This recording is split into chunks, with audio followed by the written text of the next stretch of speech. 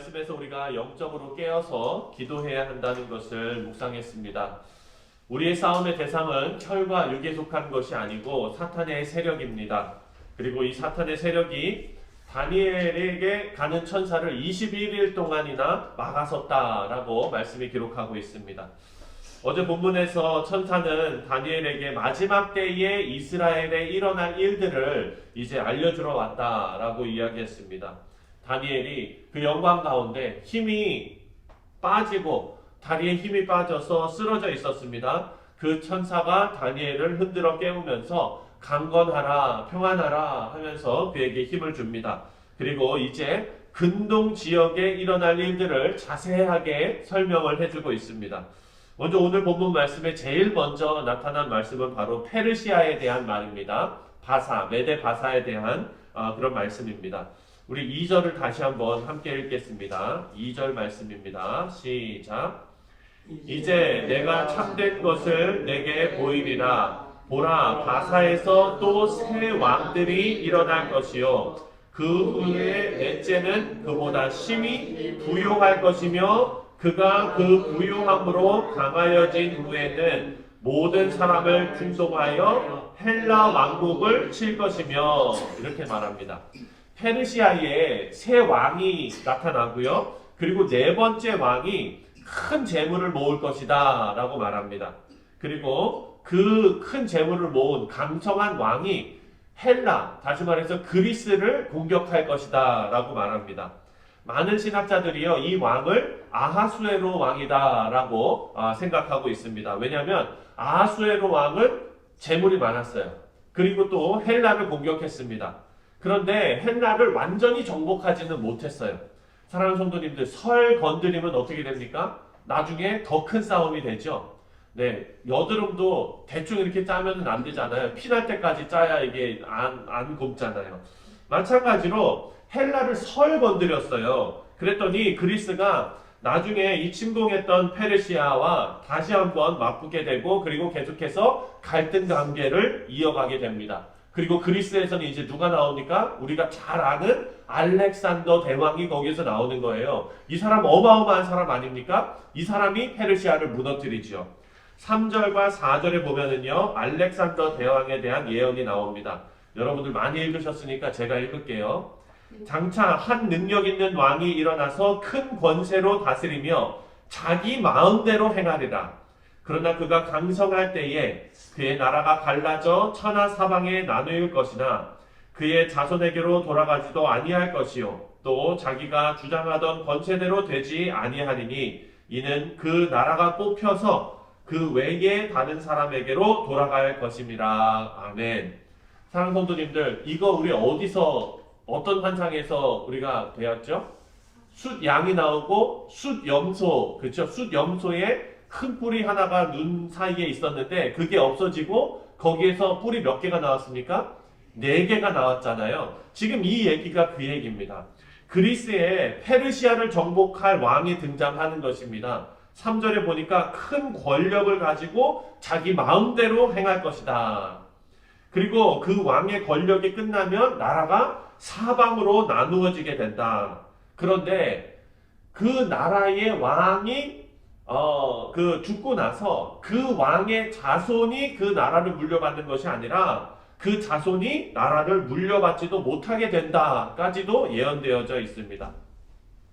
알렉산더 대왕은요, 20살에 왕이 되자마자 페르시아를 공격했습니다. 참 대단하죠? 20살밖에 안 됐어요. 20살에 페르시아를 공격해가지고요, 몇 년 만에 바사 제국을 무너뜨렸냐면 단 3년 만에.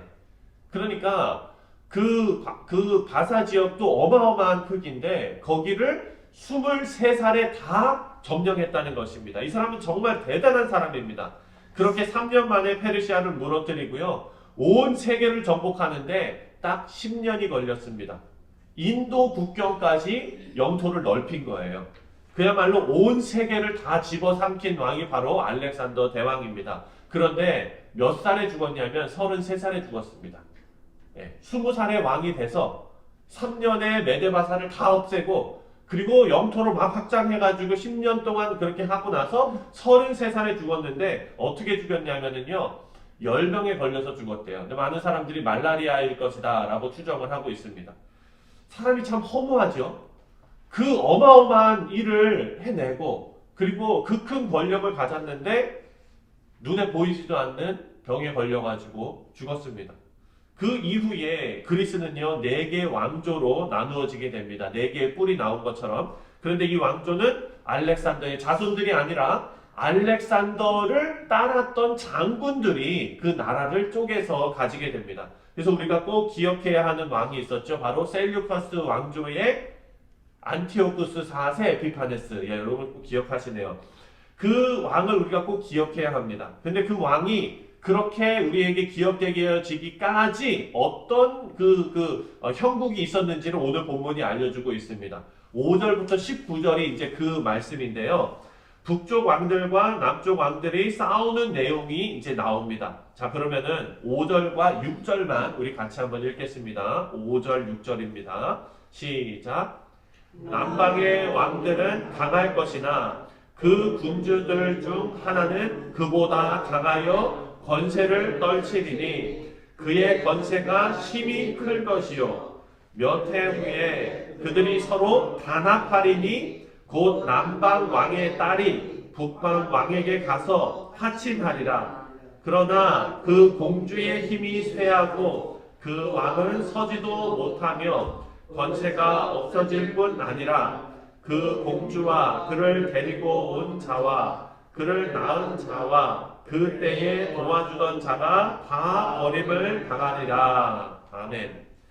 여러분 설명드린 대로 알렉산더가 죽고 나서 왕조가 4개로 나눠지는데 그 중에 알렉산더가 죽고 나서 남쪽은 프톨레마이오스, 그러니까 프톨레마이오스, 우리가 톨레미 왕조라고 부르는 그 왕조가 남쪽 이집트를 차지합니다. 그리고 북쪽에는 셀류커스 왕조가 있어요.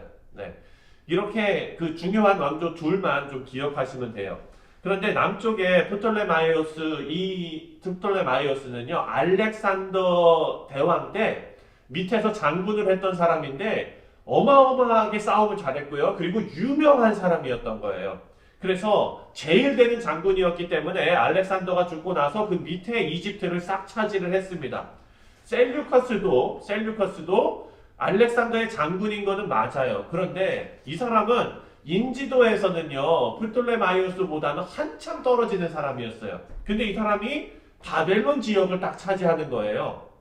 여러분 생각해 보십시오. 아니 깜냥도 안 되는 사람 같은데 나랑 뭐 별로 차이도 안 나는 것 같은데 그 사람이 지역을 딱 차지하고 있으면 어떻게 되겠습니까? 만만하게 보이니까 옆에 있는 사람들이 너가 뭔데 거길 차지해 이러면서 전쟁을 하겠어요 안 하겠어요? 당연히 전쟁하겠죠. 그래가지고 다른 장군들이 와가지고 이 셀류커스를 공격합니다. 그래서 셀류커스가 어디로 도망하겠습니까? 남쪽 이집트 쪽으로 도망가는 거예요. 프톨레마이오스 쪽으로 도망을 갔어요. 그래서 거기에서 프톨레마이오스 밑으로 들어가서 프톨레마이오스의 장군으로 한참을 지냅니다. 그리고 나서 가만히 생각해 보니까 이 자기가 지금 셀류커스가 프톨레마이오스를 좀 이렇게 등에 업고 그 위에 올라가가지고 복수도 하고 자기 땅도 좀 차지하고 이러면 좋을 것 같거든요. 그래가지고 둘이 협공을 합니다. 오늘 본문 말씀 보니까 뭐라고 말합니까? 남방 왕들 몇 해 후에 6절에 보니까 몇 해 후에 그들이 서로 뭐 하리니? 단합하리니 이렇게 나옵니다. 그러니까 이 둘이 서로 단합해가지고요 위에 올라가서 그 메데바사가 차지했던 그 땅을 다시 먹은 거예요.